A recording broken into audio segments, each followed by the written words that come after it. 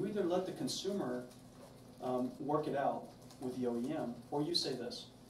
I go to the OEM and I tell the OEM, let's fix that. No questions asked. Let's just go solve it. In fact, I'll put a reserve in place so that if you were to solve it, I'll pay you back. Now, I just sold a chip for $20, and I might have to spend $200 to help repair a notebook.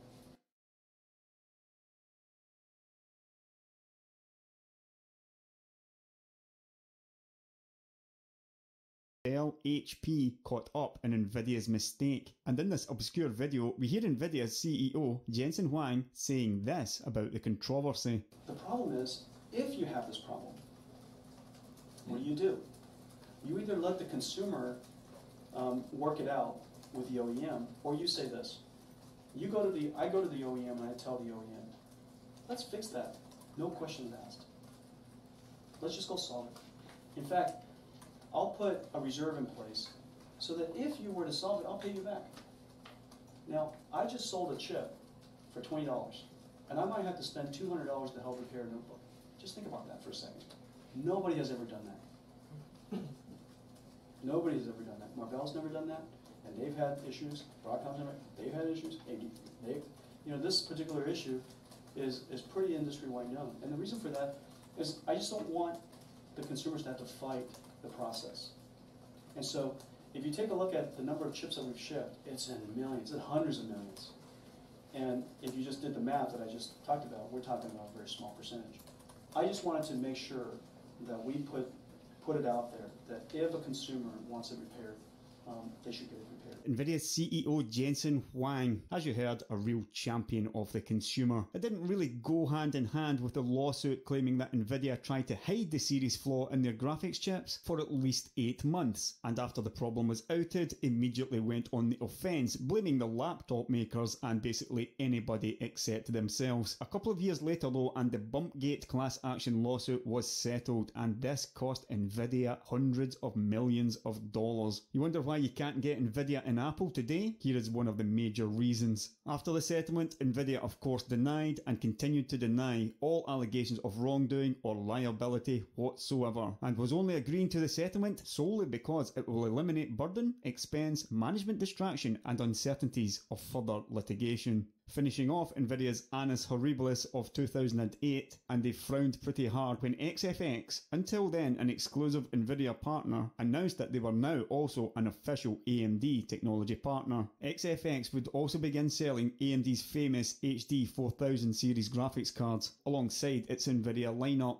Around this time, AMD's Radeon cards were extremely highly sought after, and Nvidia's partners were beginning to look at AMD's increasing market share, but XFX should have known that Nvidia is a jealous, envious partner. And less than 2 years later, Hard OCP learned that XFX were getting the boot from Nvidia, with the rumour that Nvidia will let it officially be known that XFX's European operations will cease to be an Nvidia approved partner, which basically meant that XFX would no longer get allocation of Nvidia's newest Fermi graphics cards. And a few months later, enough was enough, with XFX Europe aligning themselves exclusively with AMD from that point onward. You remember the Assassin's Creed DX 10.1 controversy, and the main reason this came around was that Nvidia's cards were not DirectX 10.1 capable, and the reason for that was, after their famous 8000 series, Nvidia decided to take it just a little bit too easy, and simply rebranded those graphics cards over and over and over, culminating in the GTS 250, which was a rebadged 9800 GTX Plus. And over at Anintech they explain it pretty well. In the beginning there was the GeForce 8800 GT and we were happy, and then there was a faster version, the 8800 GTS 5112MB.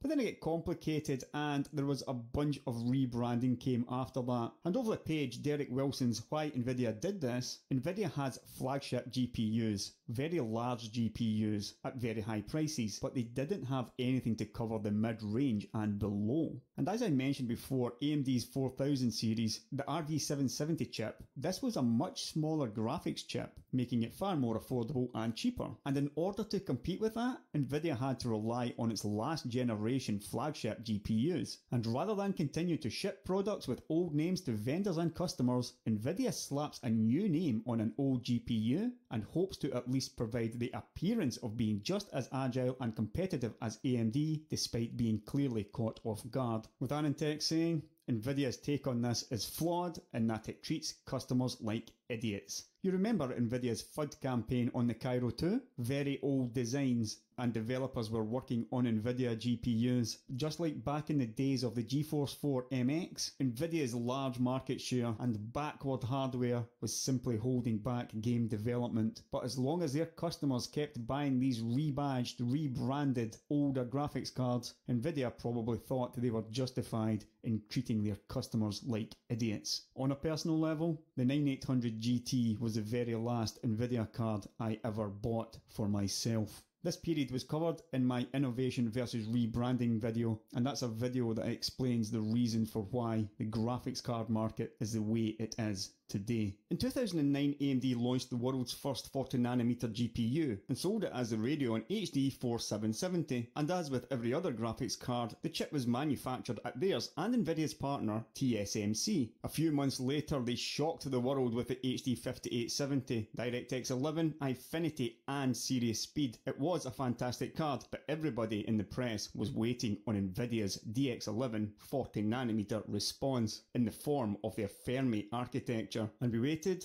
and we waited, and we waited. Meanwhile, in January 2010, AMD had shipped its 2 millionth DirectX 11 compliant GPU. Meanwhile, Nvidia, in February, were happily blaming TSMC for a sales shortfall, claiming that 40nm was constrained around the world. And then finally, at the end of March, 6 months after AMD had launched their 5870 graphics card, and a massive 11 months after AMD had launched their 4770 on the same TSMC 40nm process, Nvidia finally launched their Fermi architecture in the form of the GTX 480 and GTX 470. Was it worth the wait? No, probably not. AMD continued to sell millions upon millions of GPUs, having shipped 16 million HD 5000 series alone by the middle of 2010. Nvidia, 2 months later, they just blamed TSMC for Fermi's failures. As Semi-Accurate put it, this is not to say that TSMC didn't have problems with their 40nm, they did. But if this was TSMC's problem, then everybody out there would have been effective, and yet for some reason, ATI wasn't.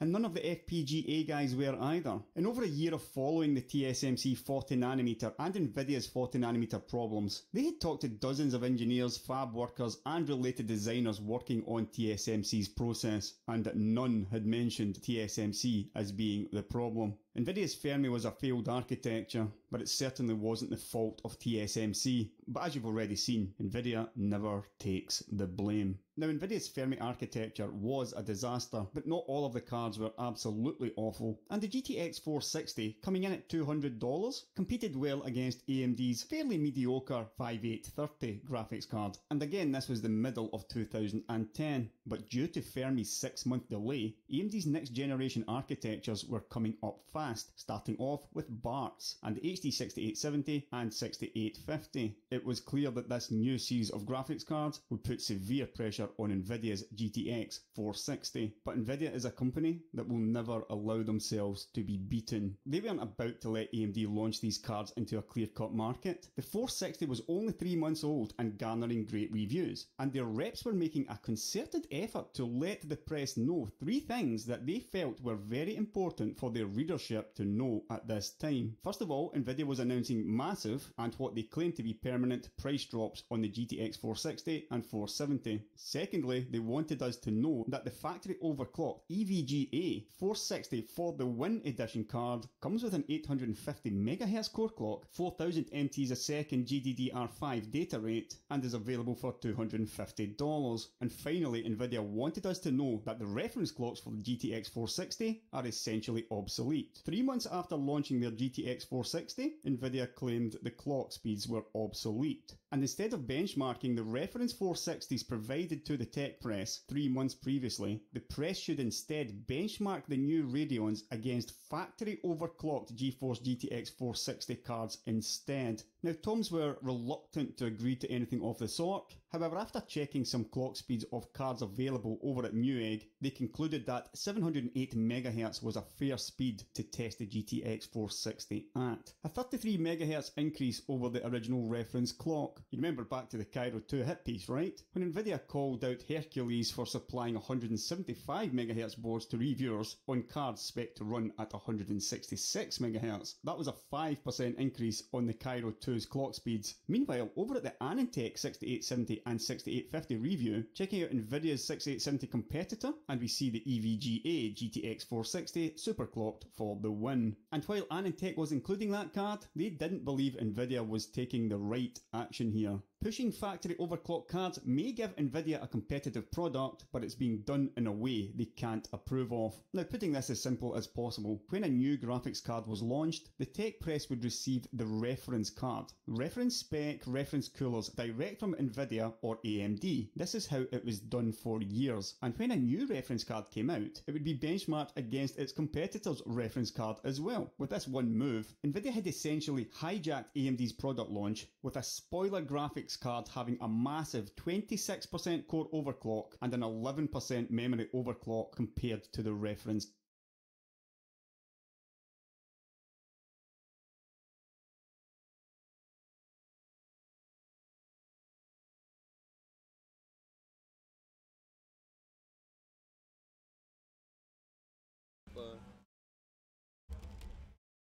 Väntar och spelar lite Dota. Första bollen spelar väldigt som jag vill. Sitter här och väntar och spelar lite Dota. Fortsätter och hippar mot som jag vill slippa. Väntar och spelar lite Dota. Första bollen spelar väldigt som jag vill. Sitter här och väntar och spelar lite Dota.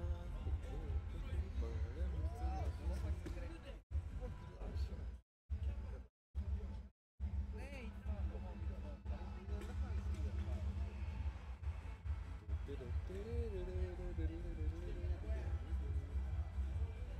Base Hunters borde ha varit igår här på opening ceremony. Det ska vara roligt. Jag såg er på bilderna precis innan vi kom ut. Och jag stod och kollade över sjön och bara åh jävlar, åh jävlar, åh jävlar.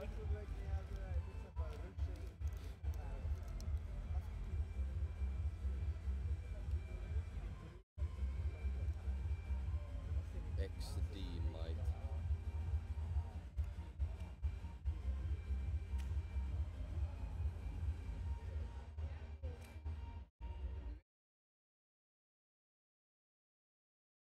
Card. Perhaps unsurprisingly, this heavily overclocked GTX 460 was in some cases capable of beating even the 6870, and in fact ran very close to Nvidia's own GTX 470, but the reality of this card was it struggled to compete with the HD 6850 while consuming more power and having a much larger die size than the 6870. Suffice it to say that this move caused a great deal of controversy, and overnight there was an uproar on the Anantech forum. So bad that Anand himself had to respond with an article, "Your feedback on the use of EVGA's GeForce 460 for the win in last night's review." And Anand says, "Let's start with the obvious. Nvidia is more aggressive than AMD with trying to get review sites to use certain games and even make certain GPU comparisons." And Nvidia had of course called asking for them to include the overclocked GTX 460s in the 6800 series article. And while Anantech gave Nvidia no impression that they would include the card, despite Nvidia's insistence,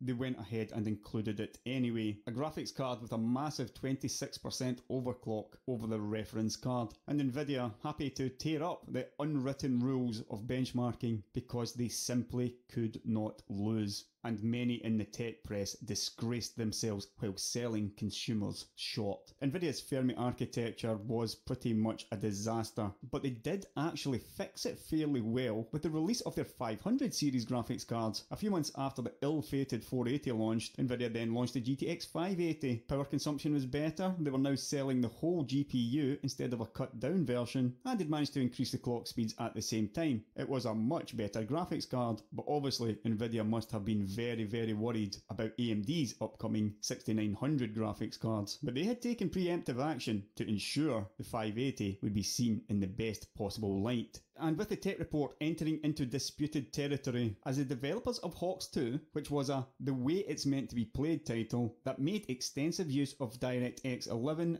tessellation. Now Fermi was very good at one thing, and it was DX11 tessellation. The Hawks 2 developers had built a GPU benchmarking tool based on the game, a game which hadn't even been released. And in advance of that, Nvidia had provided the press with a standalone copy of the benchmark tool. Now AMD had caught wind of this and released their own statement to the press, saying that it had come to their attention that they may have received an early build of a benchmark based on the upcoming Ubisoft title Hawks 2. I'm sure that you're fully aware that the timing of this benchmark is not coincidental and is an attempt by your competitor to negatively influence your reviews of the AMD Radeon HD 6800 series products. And AMD suggested that the press do not use this benchmark at present, as it has known issues with its implementation of tessellation. And what appears to be a sensible final paragraph saying that a quick comparison of the performance data in Hawks 2 with tessellation on and that of other games and benchmarks will demonstrate how unrepresentative Hawks 2 performance is of real-world performance. Now if we look at the tech report's result of the game Aliens vs Predator 1080p, we can see that their heavily overclocked GTX 460 810MHz core clock just beats out the HD 6870 by 1 frame per second, 3 frames per second in Metro, while the HD 6870 wins fairly handsomely, albeit at a higher resolution, in Battlefield Bad Company 2. Meanwhile in the Hawks 2 benchmark,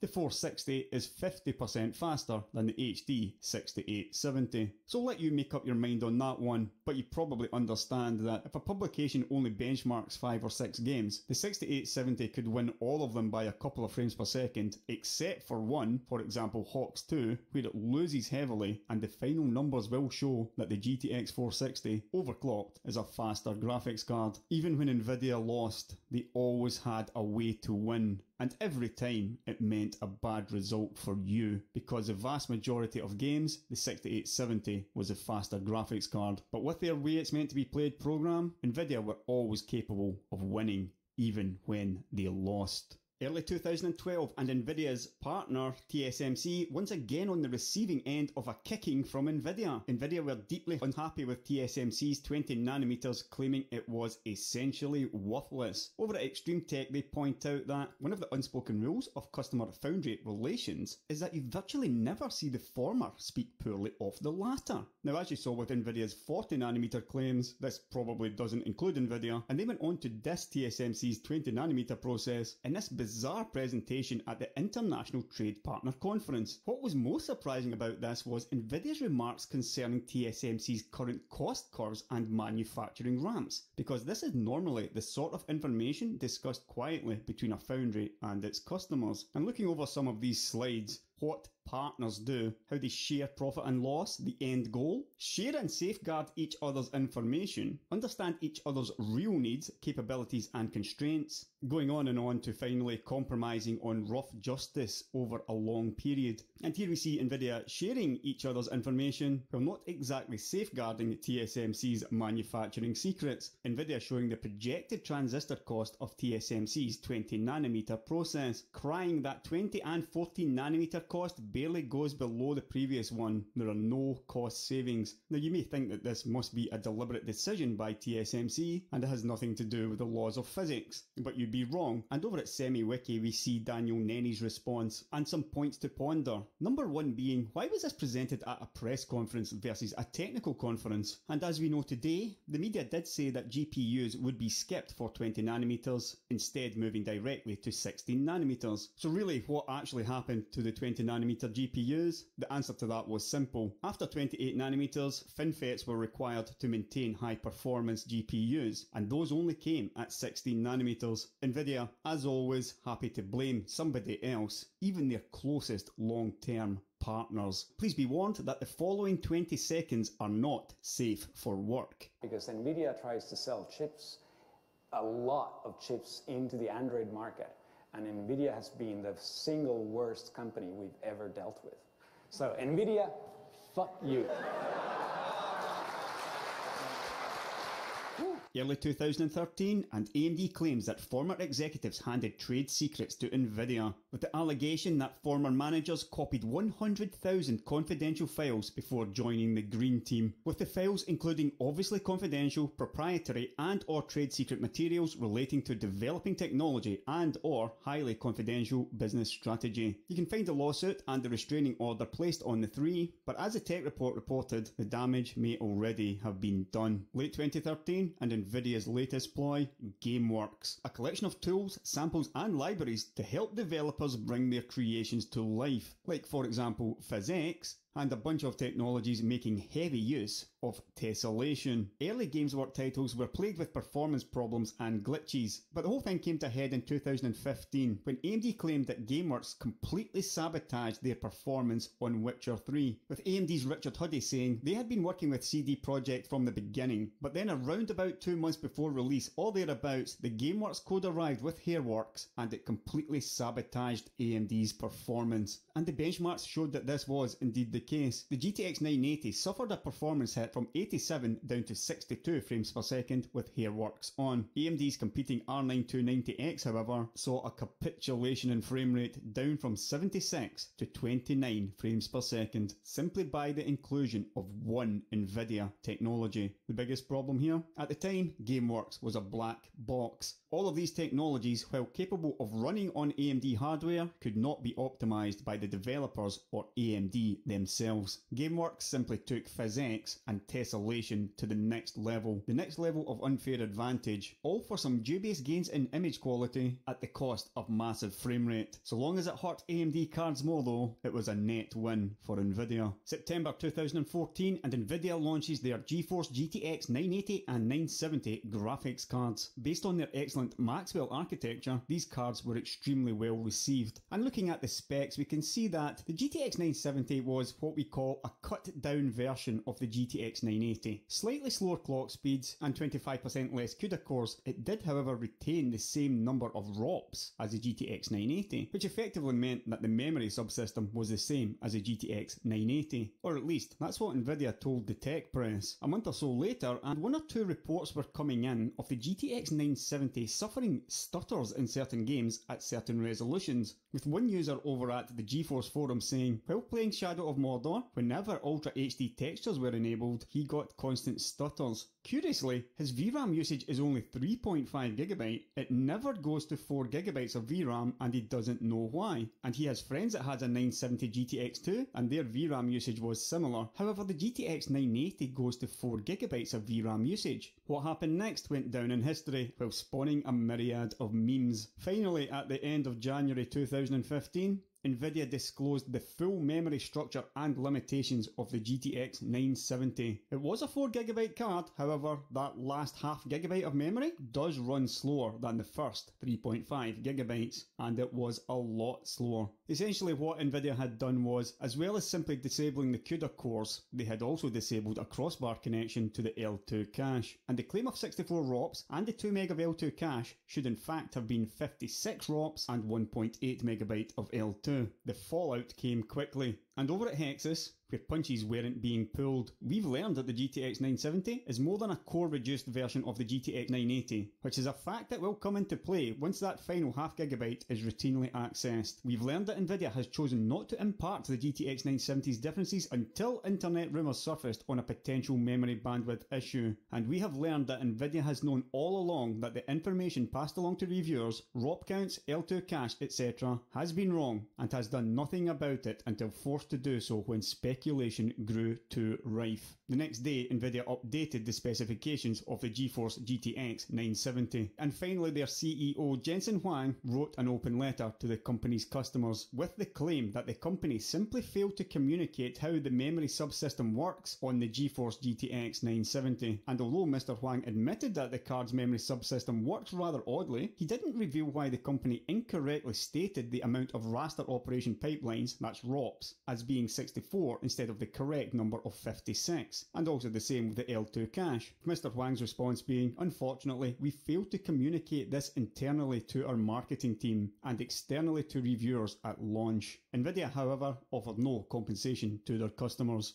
And as we've seen before, what Nvidia claimed and what the reality was generally differs. And looking at the GTX 970, using the GPU-Z tool, we can quite clearly see the 64 ROPs. Now GPU-Z takes this information from Nvidia's drivers, so the question here would be, if the 64 ROP claim was simply a miscommunication between engineering and marketing, then surely this number should have been 56 ROPs. You would think that at a company like Nvidia, it's their engineers that would be writing their drivers, so why does this say 64 ROPs instead of 56? A few months later, Nvidia had settled a class action lawsuit over the GTX 970's 3.5GB memory, offering a measly $30 to all GTX 970 customers. It's the middle of 2015 and DirectX 12 had arrived at last. And with that arrival, arrived yet another controversy. There had long been rumours that AMD cards would perform better under DirectX 12 compared to DirectX 11. So when the first DirectX 12 game, Ashes of the Singularity, showed a result where the Fury X was on par, and in some cases even ahead of the GTX 980 Ti, with the 980 Ti generally winning most other games, it perhaps wasn't all that surprising to see, but perhaps even less surprising was that Nvidia really didn't think very much of Ashes of the Singularity, saying they did not believe that Ashes was a good indicator of overall DX12 performance, while also telling reviewers that MSAA performance was buggy in the game and that reviewers should disable it when benchmarking the title. The game developer Oxide, however, denied this characterization of the benchmark in no uncertain terms, assuring everyone that there is no bug in their MSAA implementation, while noting that their code had been reviewed by Nvidia, Microsoft, AMD and Intel, and it had passed the very thorough D3D validation system provided by Microsoft. And Oxide's analysis indicated that any DirectX 12 problems are actually quite mundane. It's all about the new API and new drivers. Nvidia's attempt once again to discredit a game where their performance was not up to scratch was of course discussed heavily on forums during August. And over at OCN forums, a poster by the name of Kolok, a developer for Oxide Games, describing what happened between Nvidia and Oxide, said this: "I believe the initial confusion was because Nvidia PR was putting pressure on us to disable certain settings in the benchmark, and when we refused, I think they took it a little too personally." Nvidia had asked the Ashes developers to disable asynchronous compute, which was an unmitigated disaster in terms of performance on their Maxwell graphics cards. Note that Nvidia's request was to disable asynchronous compute, not disable asynchronous compute on Nvidia hardware. And I'm sure you know where this one ends up, but a few months later, and AMD were clobbering Nvidia in the updated Ashes of the Singularity DX12 benchmark, complete with asynchronous compute. The Fury X now easily defeating the GTX 980 Ti. But once again, Nvidia had proven that they were willing to sacrifice their competitors' performance,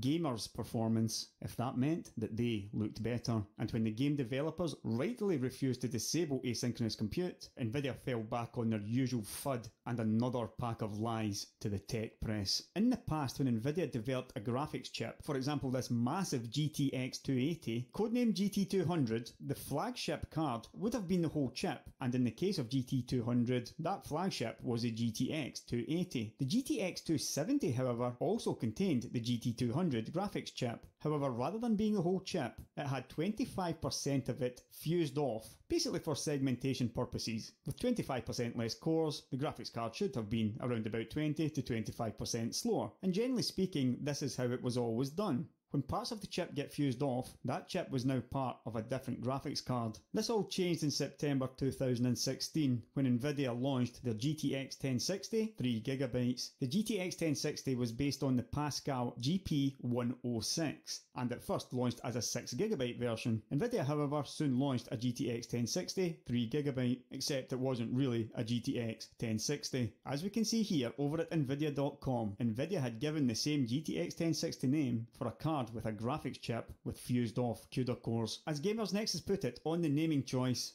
this isn't a lower VRAM GTX 1060, it's a different card, and the GTX 1060 3GB should absolutely not be called a GTX 1060. Nvidia's choice to name the card as such will confuse buyers into thinking it's just a 1060 with half the VRAM, which is plainly false. But not all in the tech press were as critical as Gamers Nexus, and it wasn't long before Nvidia were caught sneaking in a slower GeForce MX 150 variant into some Ultrabooks. The same name, two different chips, but users can generally expect a significant performance drop of about 20 to 25% between the two versions. Notebook check ending with, be careful which notebooks you buy with the GeForce MX 150. In my opinion, you'd be better off avoiding them altogether. But not everybody in the tech press had a go at Nvidia, so 1 month later they quietly rolled out a slower GeForce GT 130 with DDR4. Two graphics cards with the same name, yet one of them has less than half the memory bandwidth. 1 month later in May, and Nvidia released the GeForce GTX 1050 3GB with more RAM and fewer ROPs. I guess we should be grateful that this time they actually did declare the correct number of ROPs, though quite why we needed a GTX 1050 3GB with less ROPs than the GTX 1050 2GB is anyone's guess. By this point, if you're thinking Nvidia are simply just taking the piss, you're probably not that far away from reality.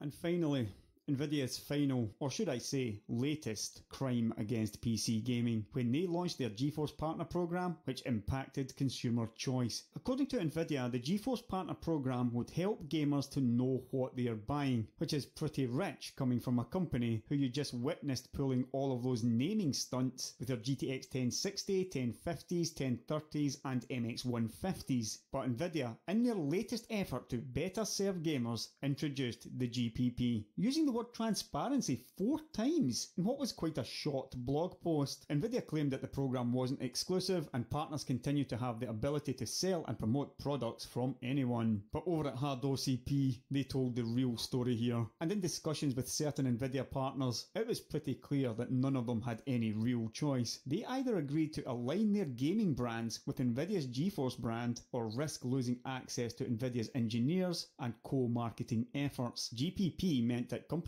like Asus, MSI and Gigabyte had to create a separate brand for their AMD graphics cards, while Nvidia kept the gaming branding, for example Republic of Gamers, and in many cases the tech press simply could not find any information on the GPP. A bit later on, however, it became clear Nvidia's partners were afraid to talk about it, as this could have been dangerous to their company, and for once the storm simply would not abate. And in early May, Nvidia were forced, finally, to pull the plug on GPP, still claiming it was simply all about buyers having a clear choice and still using that transparent word. For Nvidia, for now and for always, this is the way it is meant to be played. So let's finish this one off with a recap. I decided to call this video Nvidia anti-competitive, anti-consumer and anti-technology, just the same as I did with my Intel video 10 months ago. And if we go back to the early days when they were being sued and the way that Nvidia dealt with all of that, many of you will say, well, that is simply business, and I would not disagree with you there. There is some question over whether or not these lawsuits were actually valid. There are arguments from both sides. The whole point of this whole period though was to show just how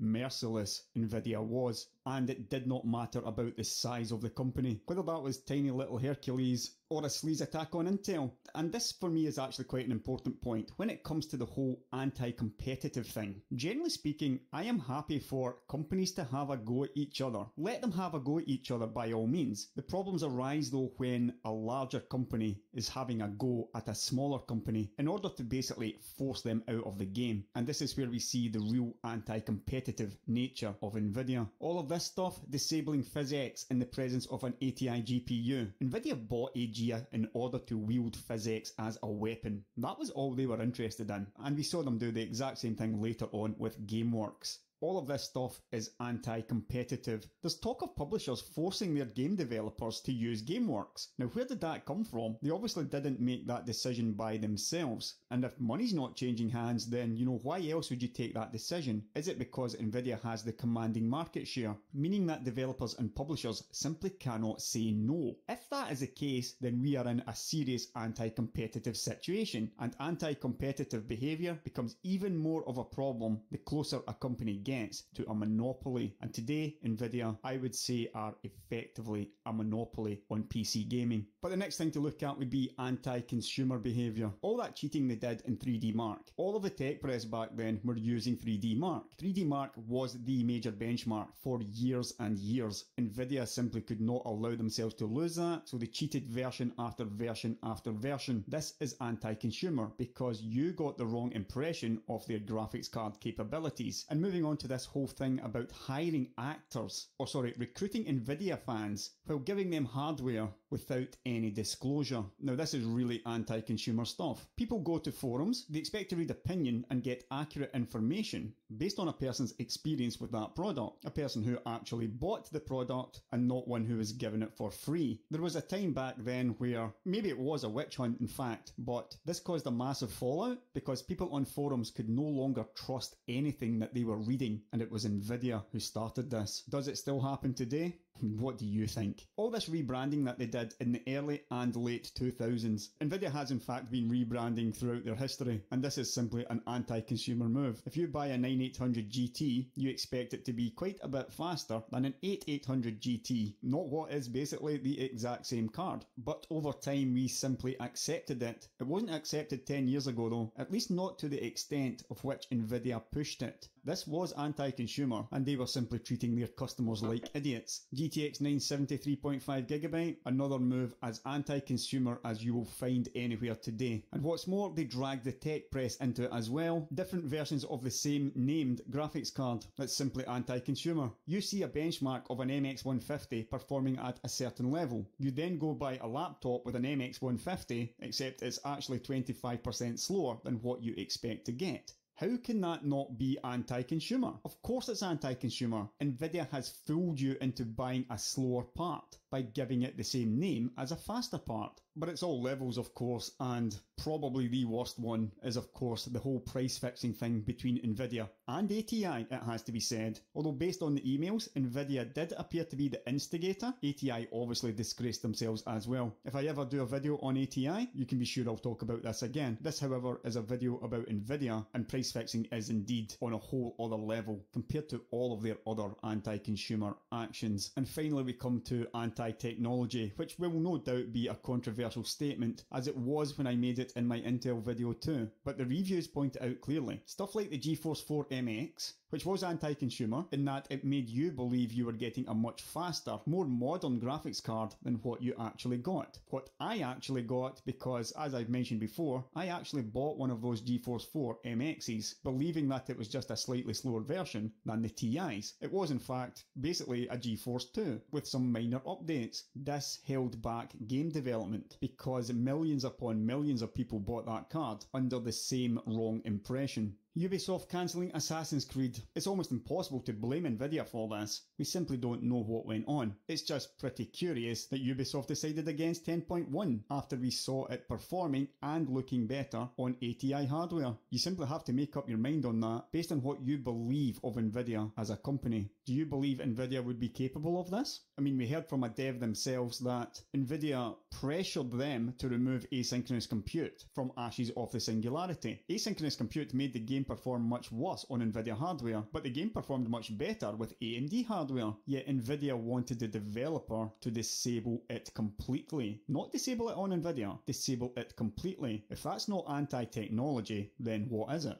And you can look at all the other stuff as well. The way that they treat their partners is very, very telling. Ex-partners, current partners, it simply doesn't matter. They dished the dirt on SGS Thompson, their ex-partner, as soon as they had outlived their usefulness. Their current partner TSMC takes the blame every time Nvidia releases a bad graphics card. We've seen it over and over. And then most recently we saw the whole GPP thing, attempting to align their partners' branding with GeForce. We're talking some pretty big companies here. Asus, HP, Dell, how many more actually caved in and agreed to this idea? This anti-competitive, anti-consumer idea. Nvidia will drag everybody down with them until they are the only ones left standing at the top. And sadly, Nvidia will be the ones left standing at the top As far as I'm concerned, they have already won the PC gaming market, but Nvidia is a company that will still try to take even more. They will never be content with what they have. And when the next round of graphics cards come along, maybe 2-3 months, I'm not entirely sure, Nvidia will do their best to make you want that card. But you need to ask yourself, are you better serving yourself by not giving them your money?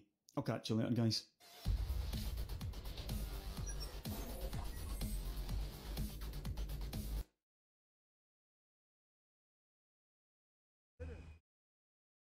Boy, oh boy, that was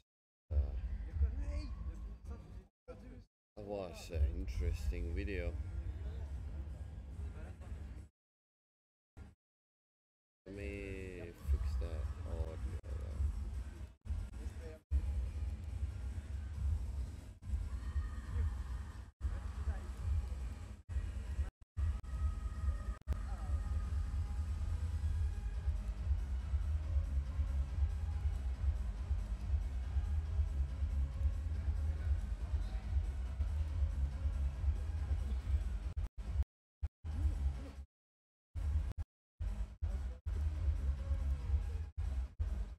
Well,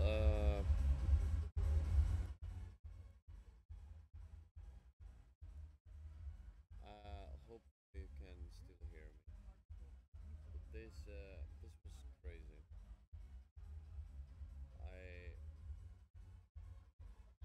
I didn't think this would be any interest.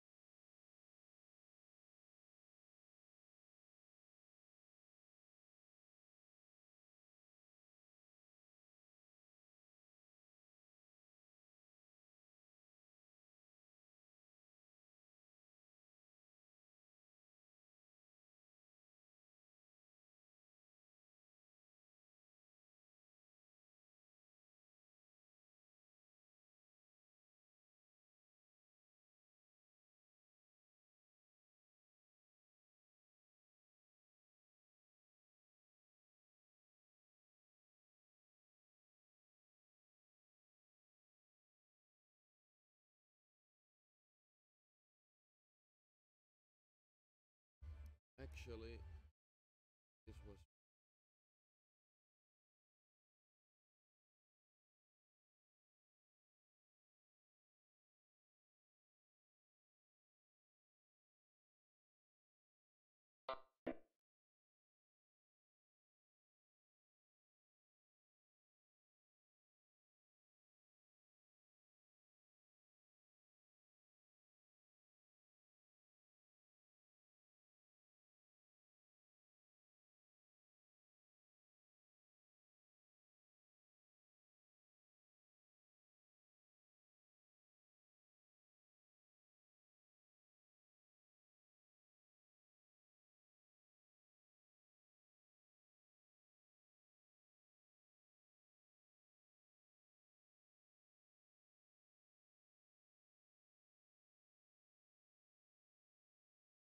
This video is sponsored by Dashlane. Visit www.dashlane.com/nameexplain and use the promo code NAMEXPLAIN to get 10% off Dashlane Premium.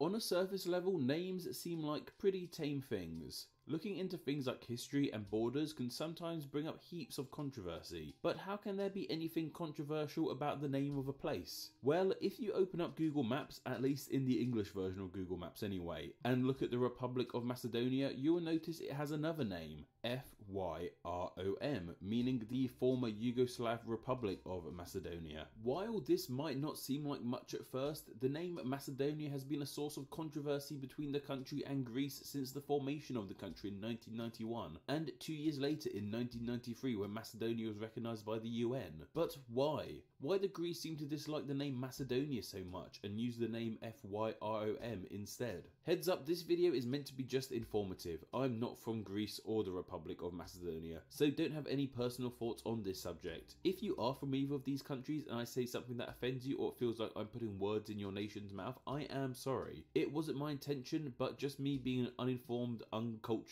Brit. So first off, where does the name Macedonia even come from? Well, it's thought to come from this Greek word for the name of the people who inhabited the land. This name is believed to mean the Highlanders, as the residents of Macedonia lived in the more mountainous region of Greece. Wait, hold on a minute. Macedonia in Greece? I thought Macedonia was a separate country to Greece. Well, I guess now would be a good time to differentiate between all the Macedonias that have existed through history. 4 areas through history and geography have been called Macedonia. There's the modern country of the Republic of Macedonia, the ancient Kingdom of Macedonia,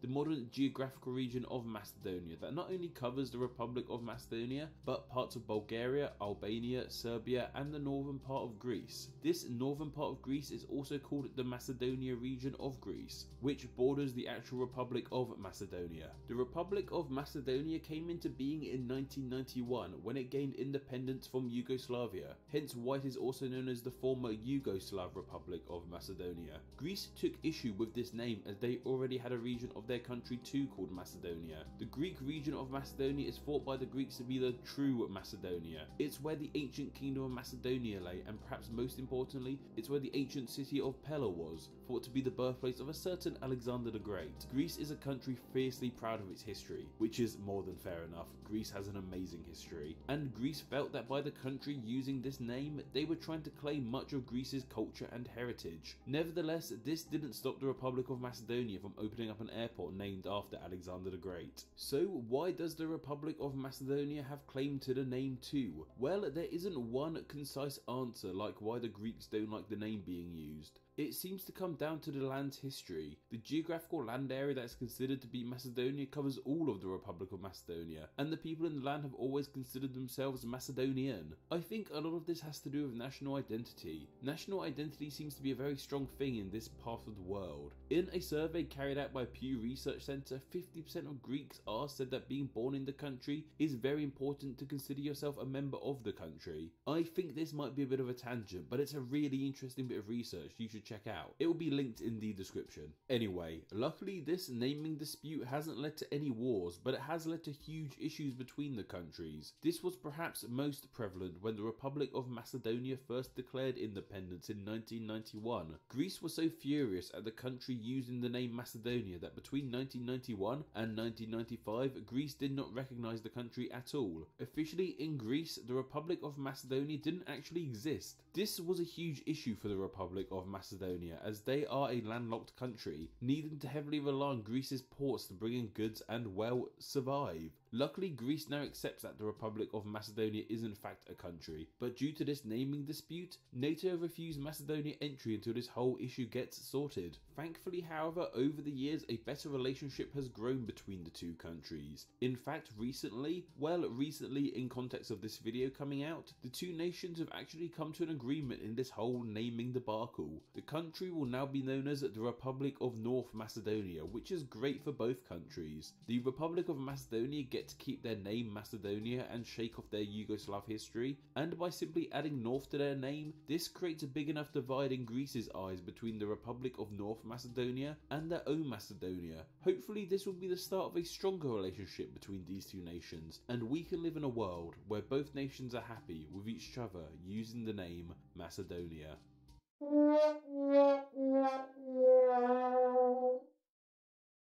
But speaking of names and words people don't want other people using, online security is getting more important as we use the internet in more aspects in our life. Many of us use the same password for many accounts, so if that one password is discovered, then more or less all your personal information is up for grabs. It can be hard to keep track of all your different passwords, but luckily Dashlane can help out with that, who have very kindly sponsored today's video. Dashlane is a free service that not only works across many devices, but does so many things in helping you keep secure online. Its beautiful and easy to use design stores every password you add to it, making sure you never lose or forget a password. Even if you struggle thinking of unique passwords, Dashlane's impressive password generator creates unique, secure passwords for you, and of course remembers them. Even when it comes to entering these passwords, Dashlane makes it a breeze. You don't have to reopen Dashlane, look for your password, then type it in. Dashlane integrates into your device's web browser, allowing you to auto log in and autofill more or less every password. Dashlane also works with payment methods, allowing you to securely pay online without having to search the entire house for your wallet. Dashlane has its own patented security architecture, which encrypts everything,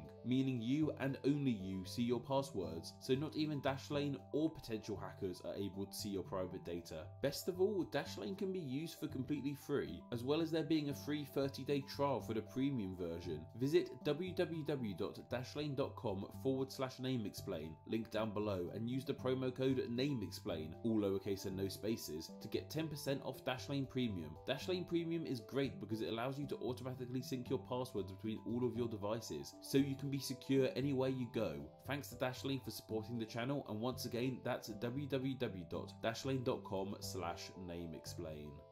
And of course, a huge thank you to all my patrons for their continuous support of NameExplain. Let's try and hit $600 a month by the end of June. Just at $2 a month will get your name here with all these awesome people. Thank you.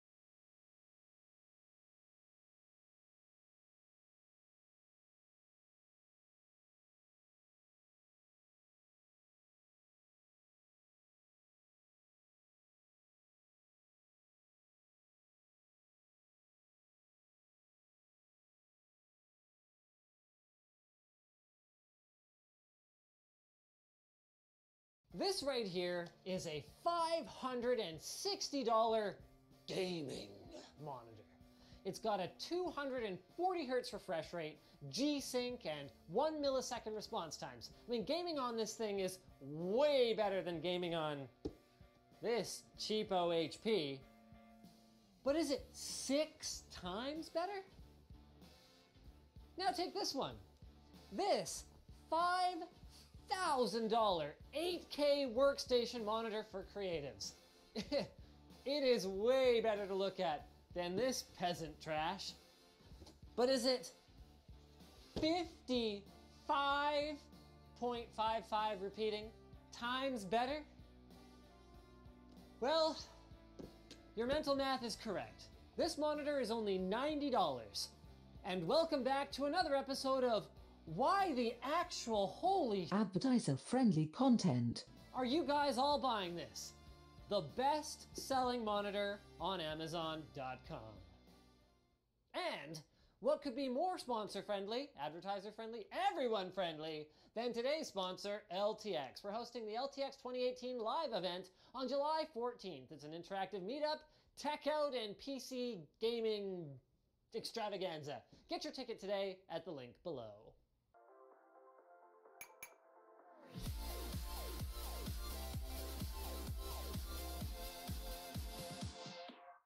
The Pavilion 22 CWA, the best-selling monitor on Amazon.com, has over 3,600 reviews and an average rating of 4.4 stars. And admittedly, it does look a little out of place next to the kinds of products that we typically cover on this channel.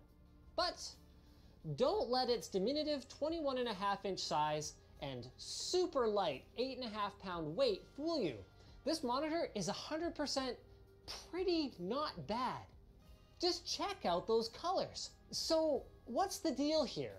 Well, it's not just that HP is selling a cheap monitor. In fact, the number 3 bestseller is only $65.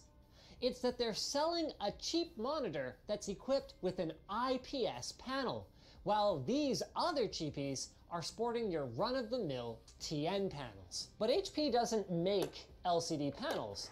They source them from other manufacturers. So if I take a spudger like this and work it around the edge, I might be able to see who actually made this thing. So the sticker says LM215WF3, which, according to the internet, is an LG panel with a full 1920 by 1080 resolution, typical brightness of 250 nits, and 8-bit color. But what's really interesting is that if I type that model number into Amazon, I get a page full of replacement 2012 to 2014 iMac screens, and for over $200? So either these prices have a heavy Apple tax applied to them, or HP secured an awesome deal with LG, because $90 for an iMac screen ain't half bad. Plus, you aren't just getting the panel. HP is providing you with the casing, stand, I/O, and their 1-year limited warranty, which is of course required by law. Haha. And the casing itself isn't too bad either. It's made of not terrible quality plastic that doesn't easily get covered in fingerprints, and it is slim all the way around. Though of course, they did have to cut some corners somewhere to get the price down. And the stand is the worst offender. It offers no swivel, no pivot, or height adjust whatsoever. Though it does include a little bit of tilt that you'll probably need because the stand is so short. And that isn't even the worst part. It's that should you take the crappy stand off and opt to use a third-party monitor arm instead, perhaps in a multi-monitor setup, which these are awesome for thanks to the thin bezels, it's not VESA compatible. So unless you get an adapter for an extra $20, you're gonna have to get pretty creative. Bringing us to the I/O. It's pretty Spartan. You get one HDMI port and one VGA port. That's it. I mean, you probably have low expectations for such a budget product, but just make sure that they're low enough to also not be surprised when there is no HDMI cable included in the box. So, who should buy this monitor then? Well, if you want a secondary or tertiary or quaternary screen for that matter to supplement your main display or displays, the wide viewing angles here mean that you can put it way off to the side without much color distortion. As for using it for your main display, could you use it for gaming? Sure. While IPS displays aren't known to have the highest refresh rates or the fastest pixel response times, this one's input lag is better than most TVs, and while you will see some smearing and fast-moving scenes, it's a far cry better than value monitors from 10 years ago. So, do we recommend it? Actually, yeah. It's a great value. And if you're hung up on the crappy stand, don't worry, an additional 40 bucks will get you the number 2 best-selling monitor, which is also from HP, and basically the same, but an inch bigger and with a VESA-compatible pivoting stand. Thermaltake's View 37 mid-tower case features an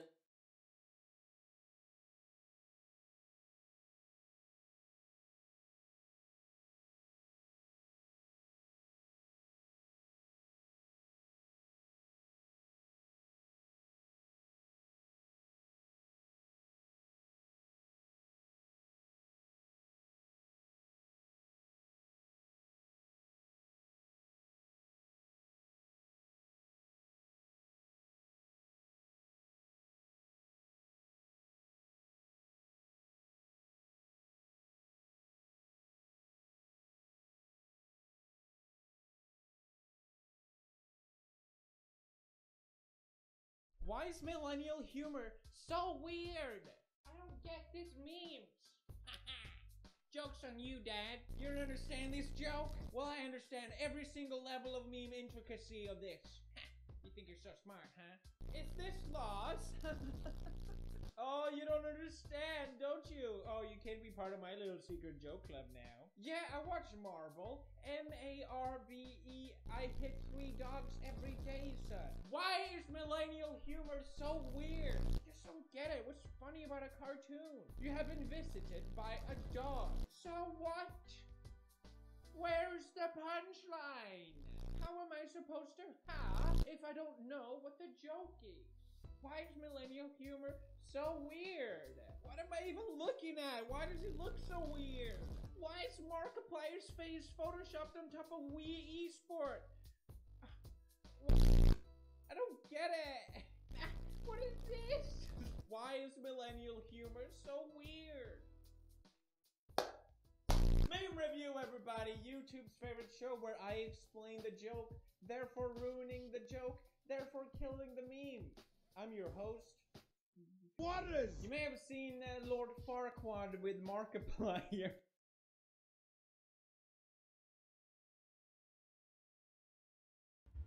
Waters.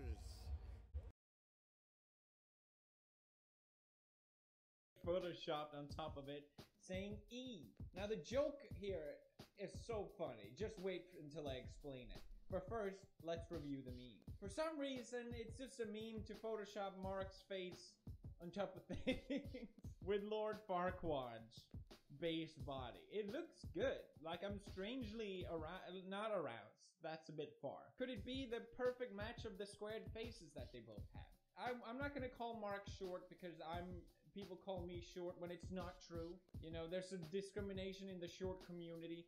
But he is a little less than average height. Let's just say that. Clearly you need to be an intellectual to understand this meme. Now, of course, the more indistinguishable this meme is, the better it gets. Just wait until you hear the joke, guys. It's gonna be great. This meme has now become the millennial humor is so weird. Before it used to be like, so straightforward. Memes then. Movie in Jamaica. Am I a pirate of the Caribbean? Memes now. It started from Photoshop from Syndigo. It makes me so uncomfortable just looking at this. 1950, in the future, I bet literature and culture. I can't read. I forgot my contact lenses. Don't make fun of my glasses, guys, okay? I don't like wearing them. I bet literature and culture will have advanced greater than ever before. 2018. I've been seeing a lot of these popping up left and right. Opens a package and sets the box aside. My cat. It's free real estate. Ha ha ha, I understand because I know the quote. This is another perfect example. How memes are just hieroglyphic. No one's gonna know what the F this means one day. Yes, that's right. It's not like communications and the way we store it, information in general has improved. Instead, beyond writing things on walls. We're so quirky, am I right? I hate this. This Tumblr-ish type of humor of like, we're so random right now, guys. You're ruining this meme.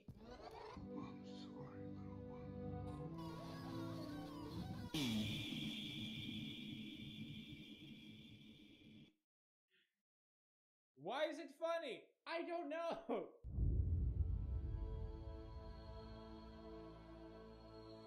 What a beautiful E.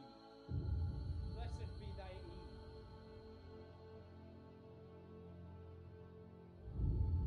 Oh my god. I get it now. I understand the humor. Before, millennial jokes were so weird, but I get it now. E. E, of course. Of course. How could I have been so blind? E. E.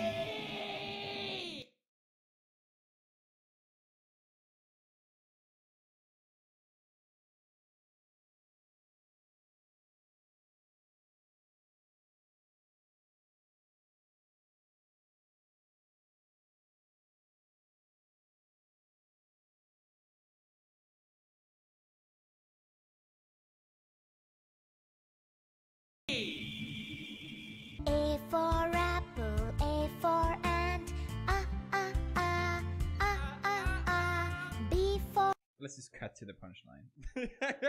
D for dots, D, D, D, D, D, D, E for E. To E or not to E? That is the question. Wall E, MC square, of course. Equals E, that's right. Oh wow, I can barely see this one. That means it's extra funny. E! E versus B, the ultimate battle. Which meme will win? Which meme will conquer?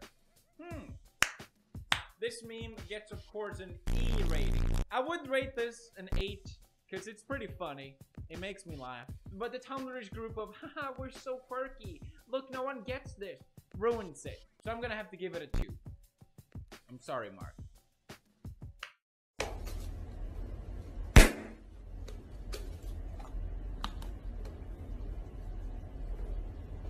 My ass, spicy chicken curry. This doesn't work. You need Coca-Cola Light. Everyone is keep posting this meme.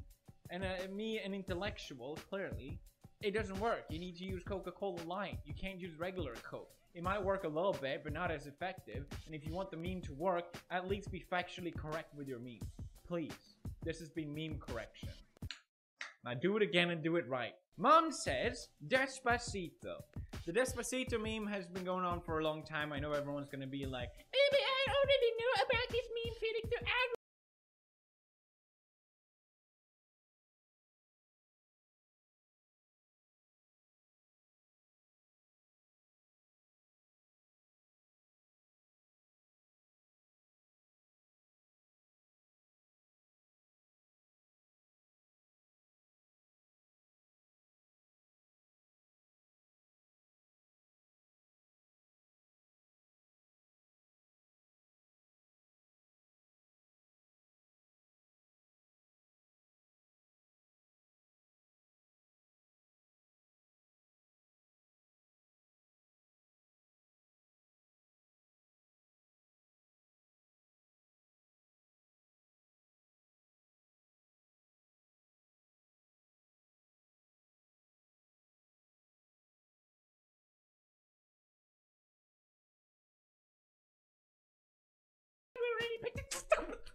Everyone that writes mean comments about meme review, I have your data.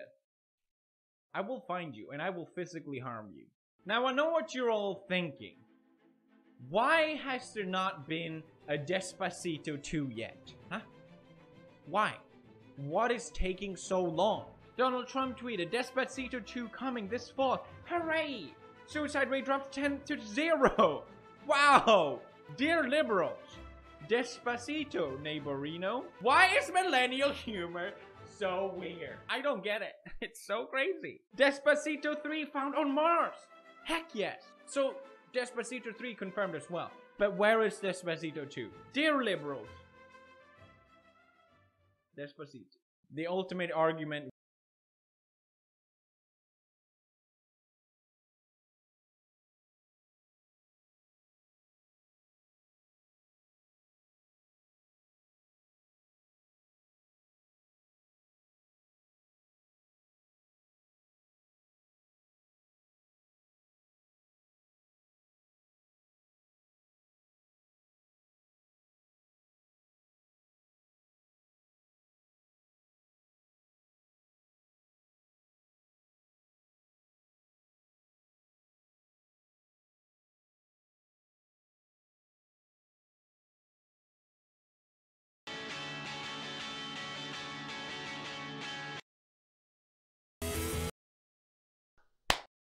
Mere mortal human, I am just applying my dominance over you. Now leave a like on this video, I command thee. And hit the bell button while you're at it. Sorry, I just can't help but laugh at that. Because this is so quirky. Guys, I'm T-posing right now. What are they doing? That is so crazy. So quirky. Guys, I'm T-posing right now. What are they doing? That is so crazy. You guys heard about this? You guys know about this? T-posing. Kids are doing it everywhere. They love it. It's their favorite pastime. Look how fun they're having.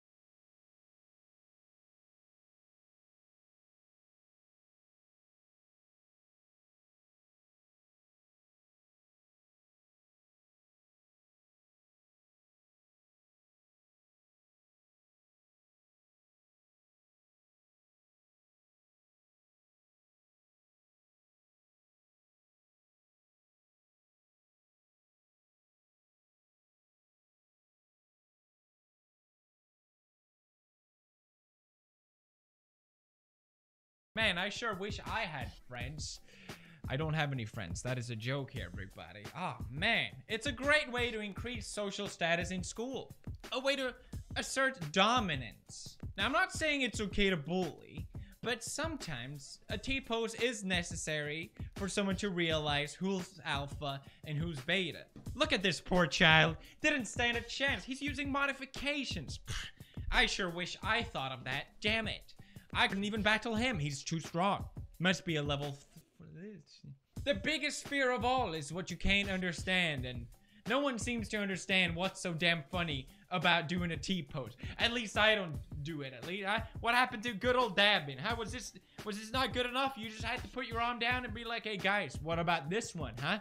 What about this? This is pretty good too. It's like I'm flying. Titanic did it first. Okay, show a picture of Titanic. How to get a girlfriend. That's right, it's a great way to get a girlfriend. Hey, wanna be my girlfriend? No. Oh, are you sure about that? You gotta remain eye contact. That's one of the main things about T-posing. Eye contact at all point. If anyone breaks eye contact, that's how you know you completed a successful T-pose. Look at these 9-year-olds. Now, I don't mean to ruin the fun for everyone. That's not what I do here. But Jesus Christ did the T-pose first, okay? Can we at least acknowledge that? Here's a picture.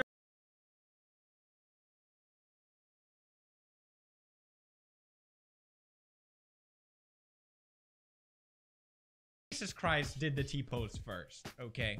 Can we at least acknowledge that? Here's a picture of an average T-poser, Peter Griffin. He can't stop laughing. It's just so fun. You guys gotta try this. At least... Sorry. I just keep laughing too much. I won't be able to complete this video.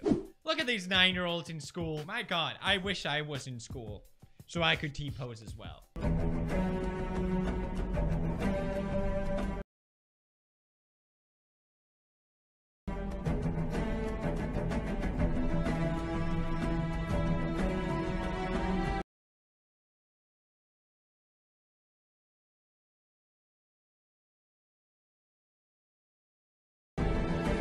I would never make a joke about school shooting. That's just disgusting. T-posing is really just like dabbing or planking or a K sign. They're all just new ones coming every time, but it's all the same thing. It's all the same. Winner. It's taken over from No You. Just hit him with a Despacito. It works every time.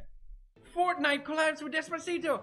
Yes! Oh, my favorite things are collaborating. I love that. There's love and positivity getting spread across the world. Eminem deconfirms Despacito 7. Eminem. More like Eminem. God, I hate him. Despacito 2 will be delayed. Damn it! Elon Musk buys and then deletes Despacito. God. Darlin releases Despacito.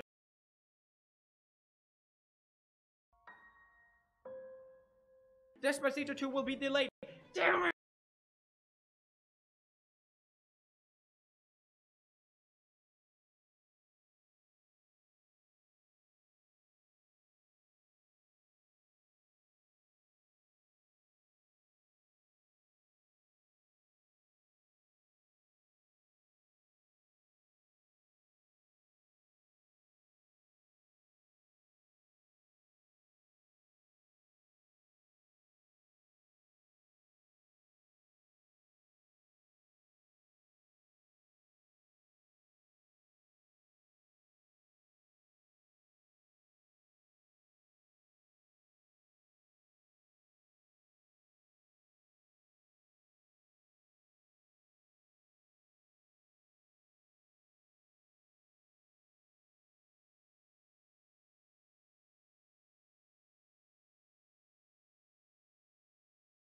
Elon Musk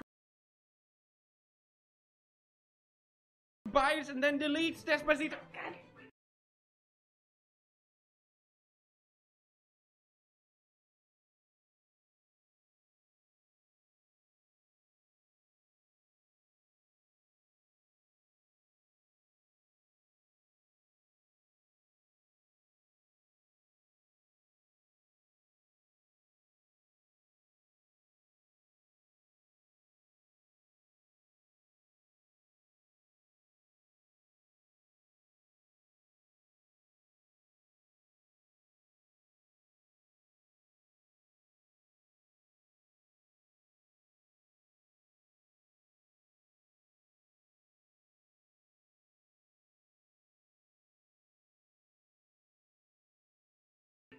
Stalin releases Despacito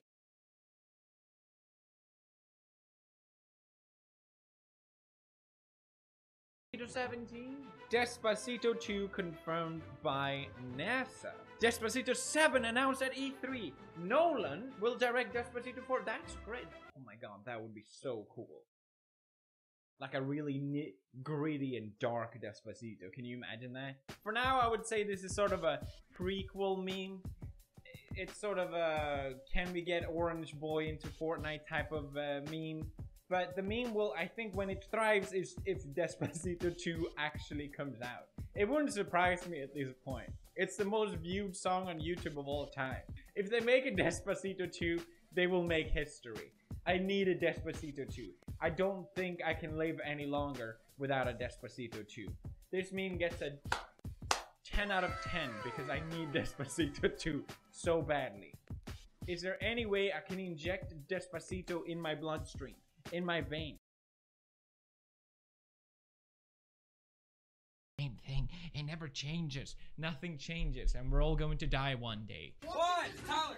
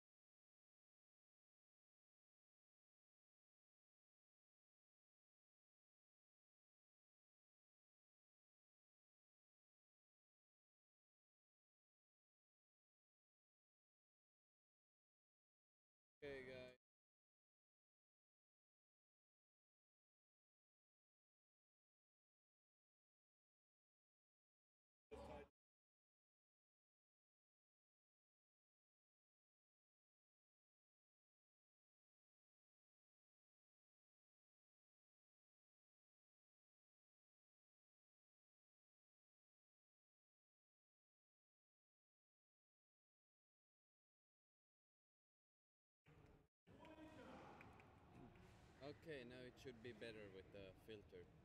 So, let's put that away.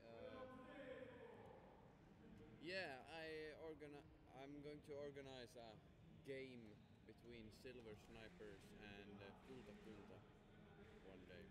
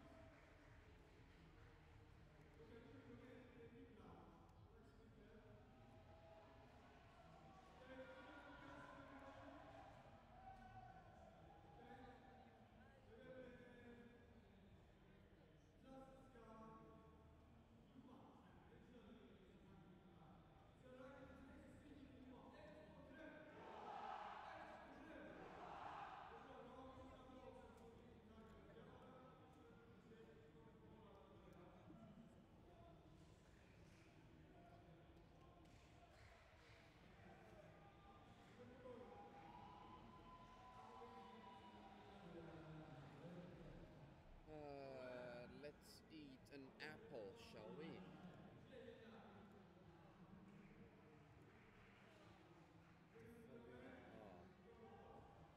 There is Coca-Cola on my screen. Fucking hell. We'll clear that later on.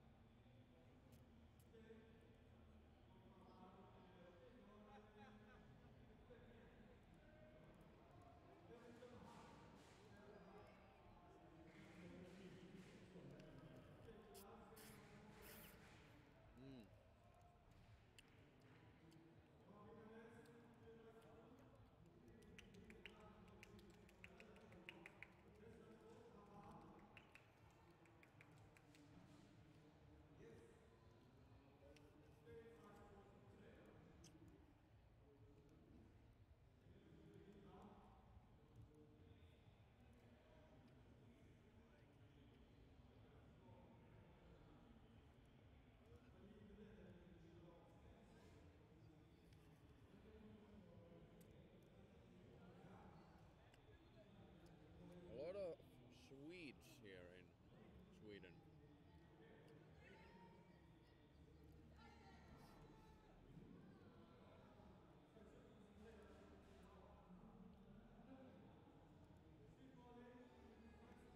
Let's play Battlefield. Let's see if that works.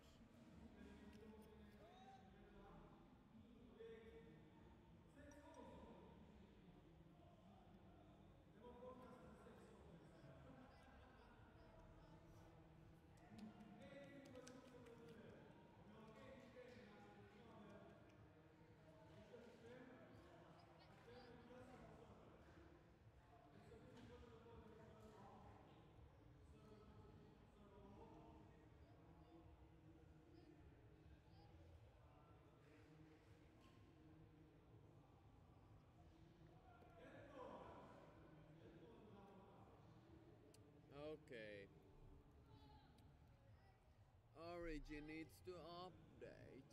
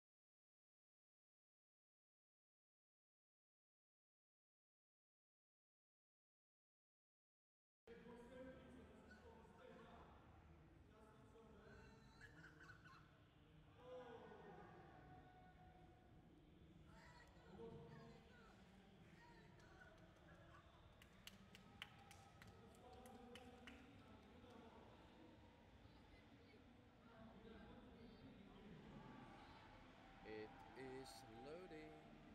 Okay, skip. Squad full. Okay, did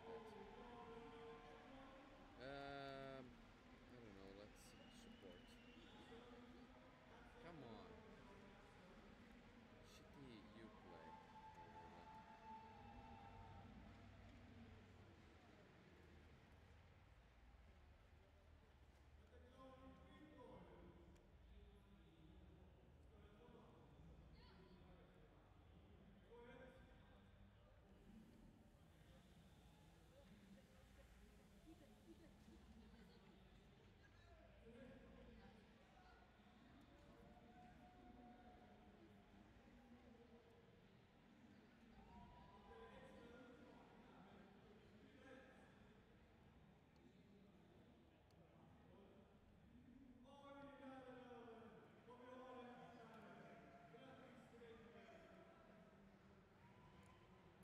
Shit on the tower.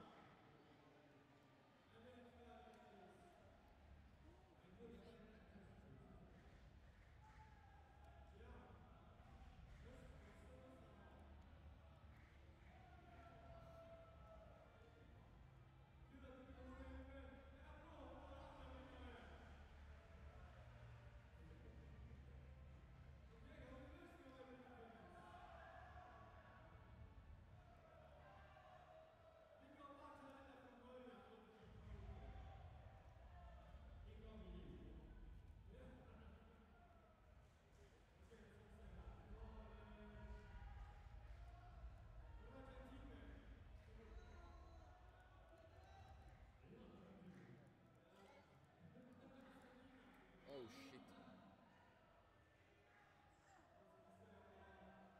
I was behind cover. What?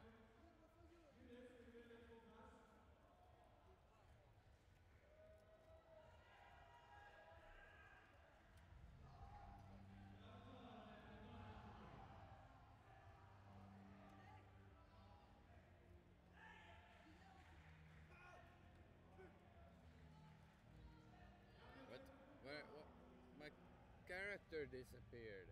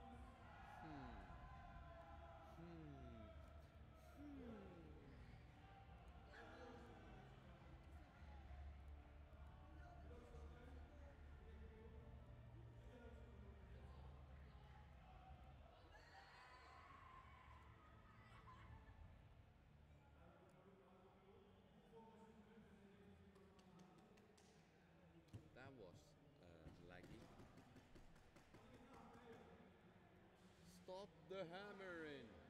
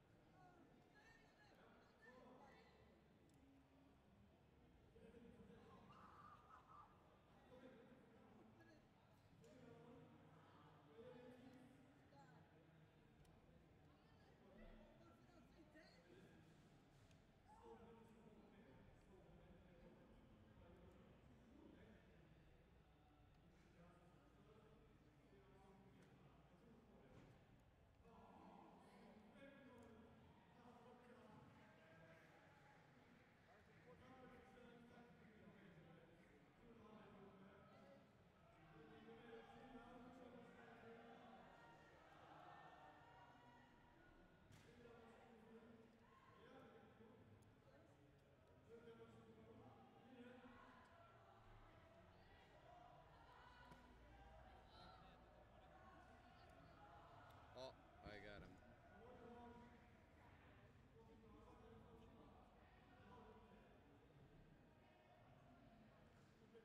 Well, okay, this could be enough battlefield.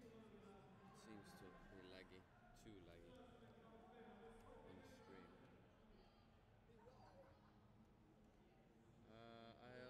I'll restart the stream and my computer.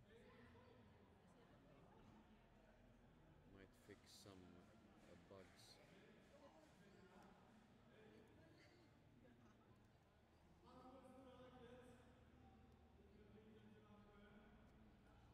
Be right back.